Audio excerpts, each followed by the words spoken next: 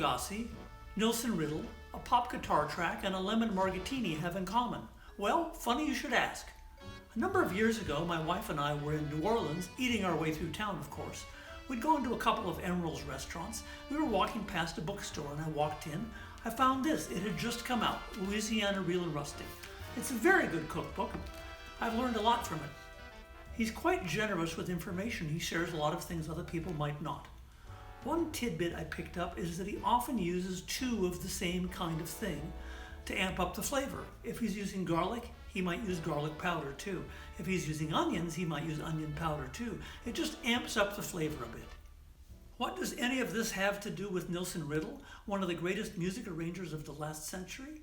Well, he does the exact same thing. He uses two of a kind to amp up flavor. Don't believe me? I was looking at an arrangement he wrote in 1957 for Dean Martin. Ain't that a kick in the head? It's in D. The trumpets start with a straight D chord, a D triad, up high, while the saxes and trombones are playing a D6-9 in the mid-register. It's a classic Nilsson Riddle sound.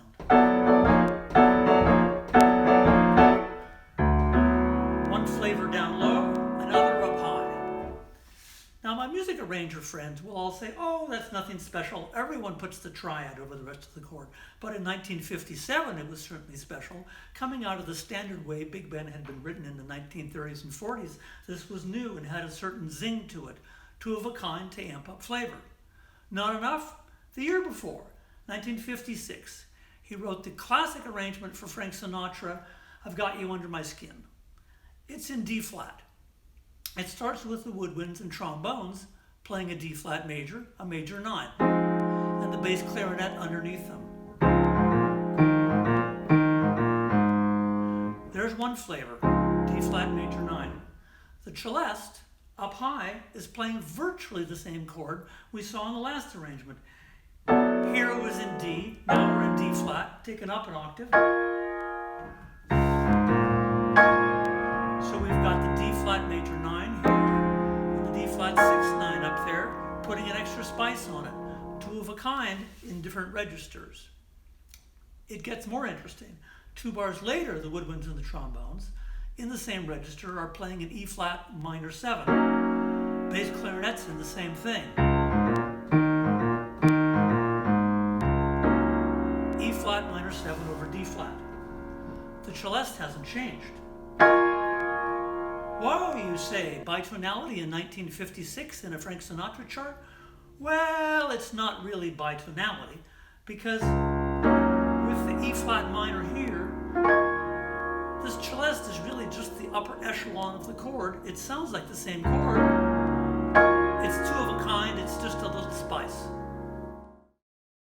Okay, I see where you're going, but a pop guitar track?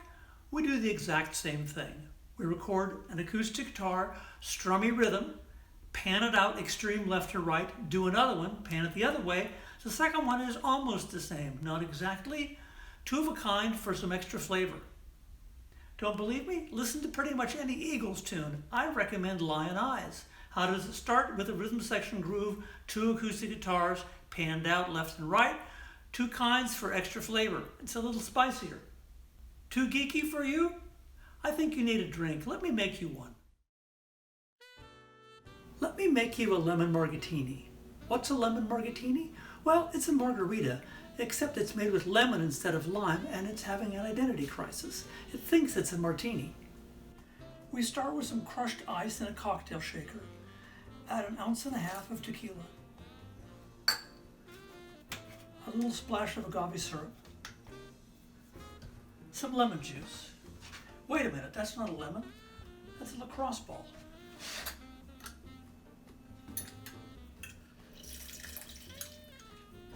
And then, remember, 2 of a kind to amp up the flavor. This is my sister's limoncello, Stradland limoncello, 2013. Just a little splash of that.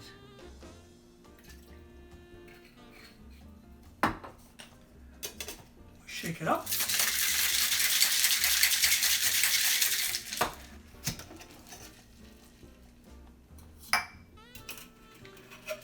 And pour it in a martini glass. Now what would be perfect on this? Oh, maybe 3 of a kind. A little more lemon. Oh, but that would be another video. Cheers, everybody. I hope you've had fun.